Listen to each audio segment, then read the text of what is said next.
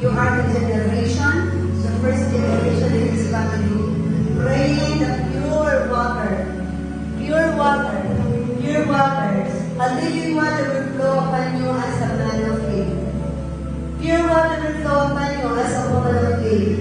I declare the living water in this marriage, to marriage, to marriage, to marriage upon this family, up to the next generation.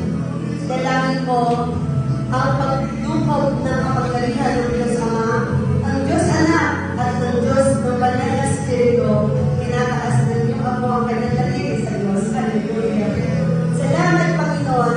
Purihin ka, purihin ka, purihin ka sa pahinga ng bawat pamilya. Thank you, Jesus. I speak life, I speak blessing, I speak favor, I speak power, I speak life. In the name of Jesus. Salamat, Panginoon. Lord, flowing river upon this